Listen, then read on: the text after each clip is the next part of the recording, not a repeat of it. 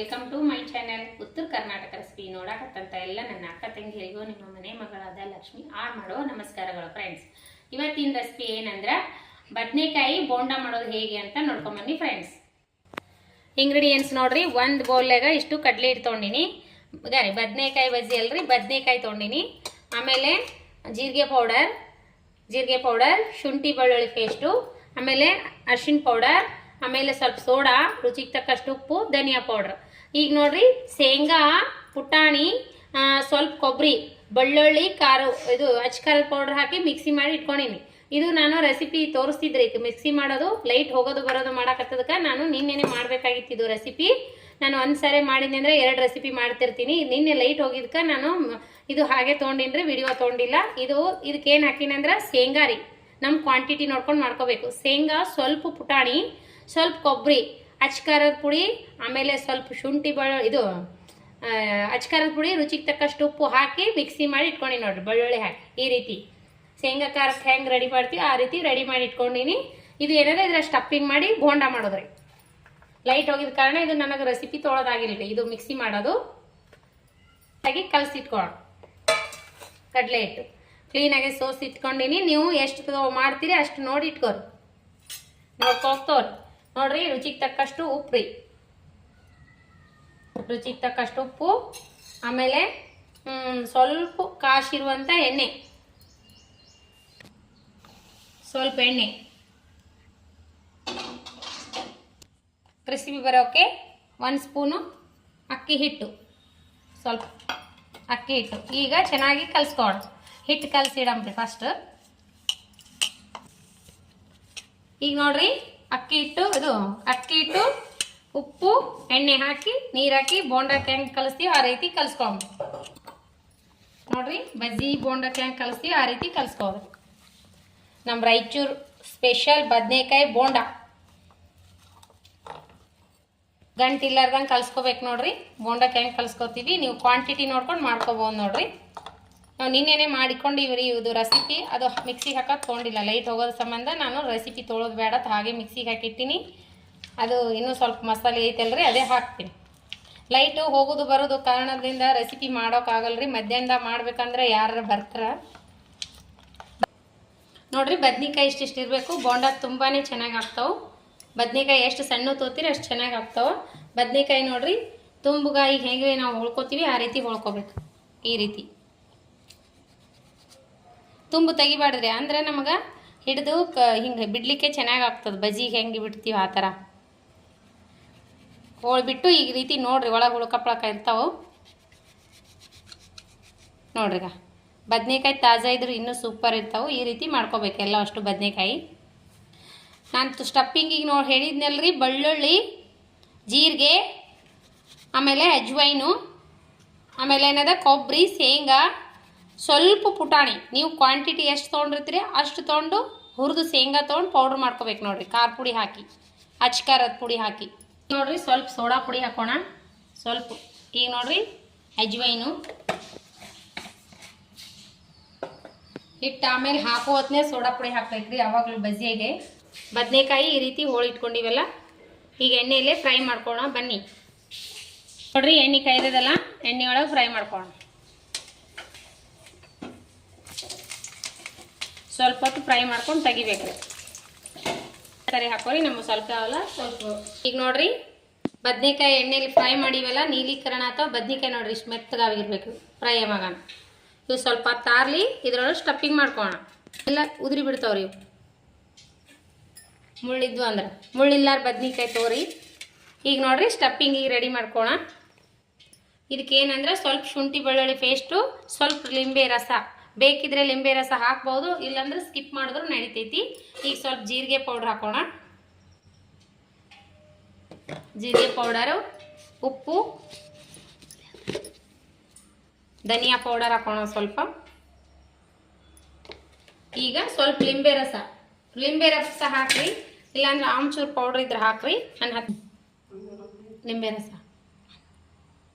ಲಿಂಬೆ ರಸ ಹಾಕ್ತೀನಿ ನೋಡ್ರಿ. ಸ್ವಲ್ಪ ಲಿಂಬೆ ರಸ ಕಲಿಸ್ಕೊಳ್ಳೋಣ. ಸ್ವಲ್ಪ ಶುಂಠಿ ಹಾಕಿ ಕಲಿಸ್ಕೊಳ್ಳೋಣ.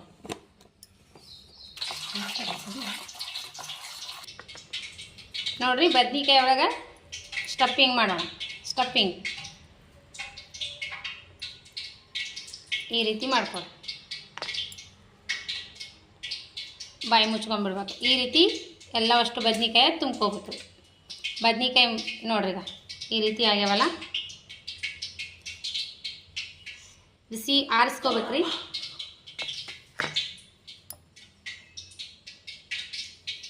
ಎಳೆ ಬದ್ನಿಕಾಯಿ ಅಲ್ವಾ, ದೌಡೆ ಎಣ್ಣೆಯಲ್ಲಿ ಹಾಕಿದರೆ ಫ್ರೈ ಆಗಿಬಿಡ್ತಾವು.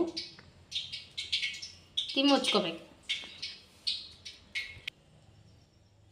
ನೋಡ್ರಿ. ಹಿಂಗೆ ಮಾಡ್ರಿ.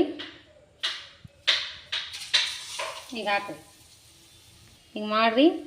ಈಗ ಹುರಿದಿರ್ತೀವಲ್ರಿ, ತುಂಬ ಬಿಚ್ಚುತ್ತಿರ್ತಾವೆ. ಈ ರೀತಿ ಮಾಡ್ಕೋರಿ ನೀವು. ಮಸ್ತ್ ಅಂದ್ರೆ ಮಸ್ತ್ ಆಗ್ತಾವು ನೋಡ್ರಿ.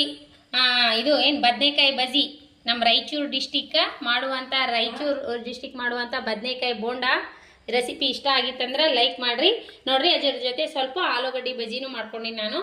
ಹಾಗೆ ಸೈಡ್ ಡಿಶ್ ಈರುಳ್ಳಿ ಹಾಕೊಂಡು ತಿಂದರೆ ಮಸ್ತ್ನಾಗೆ ಆಗ್ತದೆ ನೋಡ್ರಿ. ಇದ್ರ ಜೊತೆ ಮಸ್ತ್ನಾಗೆ ಒಂದು ಕಪ್ ಕಡಕ್ ಚಾನು ಮಾಡ್ಕೊಂಡಿವಿ ನೋಡ್ರಿ. ಈವ್ನಿಂಗ್ ಟೈಮ್ ಸ್ನ್ಯಾಕ್ಸ್ ರೆಸಿಪಿ ನಿಮಗೇನಾರ ಈ ರೆಸಿಪಿ ಇಷ್ಟ ಆಗಿತ್ತಂದ್ರೆ ದಯವಿಟ್ಟು ಒಂದು ಲೈಕ್ ಮಾಡಿರಿ, ಶೇರ್ ಮಾಡಿರಿ, ಸಬ್ಸ್ಕ್ರೈಬ್ ಮಾಡಿ ನೋಡ್ರಿ, ಸಪೋರ್ಟ್ ಮಾಡಿರಿ. ಫ್ರೆಂಡ್ಸ್ ಫ್ಯಾಮ್ಲಿಗೆಲ್ಲ ನಮ್ಮ ರೆಸಿಪಿಗಳು ಶೇರ್ ಮಾಡಿರಿ. ರೆಸಿಪಿ ಇಷ್ಟ ಆಗಿತ್ತಂದ್ರೆ ದಯವಿಟ್ಟು ಕಮೆಂಟ್ ಬಾಕ್ಸ್ನಲ್ಲಿ ತಿಳಿಸ್ರಿ. ನೋಡ್ರಿ ಯಾವ ರೀತಿ ಬಂದಾವಂತ ಬದನೆಕಾಯಿ ಬೋಂಡ ಸೂಪರ್ ಆಗ್ಯಾವ ನೋಡ್ರಿ. ನಾನು 2 ಥರ ಬದನೆಕಾಯಿ ಬೋಂಡ ಈಗೊಮ್ಮೆ ತೋರಿಸಿನ್ರಿ. ನೋಡ್ರಿ ಯಾವ ರೀತಿ ಬಂದಾವಂತ ಮಸ್ತ್ ಅಂದ್ರೆ ಮಸ್ತ್ ಆಗ್ಯಾವ್ರಿ. ಅದ್ರ ಜೊತೆಗೆ ಒಂದು ಆಲೂಗಡ್ಡೆ ಬೋಂಡನೂ ಮಾಡ್ಕೊಂಡು ನೋಡ್ರಿ. ಆಲೂಗಡ್ಡೆ ಬಜ್ಜಿ ಮಸ್ತ್ನಾಗೆ ಈ ರೀತಿ ಮಾಡ್ಕೋರಿ. ಮಕ್ಕಳಂತರೂ ಇವಾಗ ದಸರಾ ಸುಟ್ಟಿ ಬಂದಾವಲ್ರಿ ಹುಡುಗರು, ಈ ಮಕ್ಕಳಿಗೆಲ್ಲ ಏನು ಇಷ್ಟಪಟ್ಟು ತಿಂತಾರಲ್ಲ ಅವೇ ನಾನು ನನ್ನ ಮಕ್ಕಳಿಗೋಸ್ಕರ ಈ ರೀತಿ ಬಜ್ಜಿ ಮಾಡಿ ನೋಡ್ರಿ. ಬದನೆಕಾಯಿ ಬಜ್ಜಿ, ಆಲೂ ಬಜ್ಜಿ ಮಾಡಿ ನೋಡ್ರಿ. ನಿಮ್ಮ ಮಕ್ಕಳಿಗೂ ನೀವು ಈ ಥರ ಎಲ್ಲ ಮಾಡಿಕೊಡ್ರಿ. ಮಕ್ಕಳು ಊರಿಗೆ ಹೋದ್ಮ್ಯಾಗ ಸೂಟಿ ರಜೆ ಮುಗಿಸ್ಕೊಂಡು ಊರಿಗೆ ಹೋದ್ಮೇಲೆ ನೀವು ಹಾಳಾಗಿ ಮಾಡ್ಕೋಬೇಡ್ರಿ ಯಾರು. ಈ ರೀತಿ ಈವ್ನಿಂಗ್ ಟೈಮ್ ಸ್ನ್ಯಾಕ್ಸ್ ಮಾಡಿಕೊಡ್ರಿ. ನಾನು ಮಸಾಲೆ ನಿನ್ನೆ ಮಾಡೀನಿ, ಬಜ್ಜಿ ನಿನ್ನೆ ಮಾಡಿ ಕೊಟ್ಟೇರಿ ನನ್ನ ಮಗನಿಗೆ.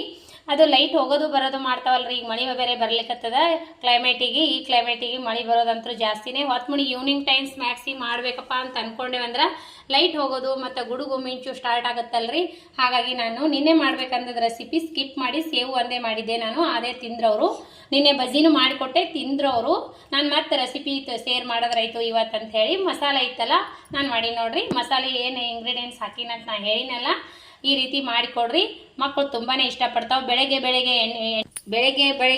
ಎಣ್ಣೆ ಪದಾರ್ಥ ಮಕ್ಕಳಿಗೆ ಕೊಡಬಾರ್ದು ಅಂತೇಳಿ ಈವ್ನಿಂಗ್ ಟೈಮ್ ಸ್ನ್ಯಾಕ್ಸಿಗೆ ಮಾಡಿಕೊಡ್ರಿ. ಬಜ್ಜಿ ನೋಡ್ರಿ ಯಾವ ರೀತಿ ಬಂದಾವಂತ ಮಸ್ತ್ ಆಗ್ತಾವ್ರಪ್ಪ ಇವ್ರಿ. ಈ ರೀತಿ ಮಾಡಿಕೊಡ್ರಿ.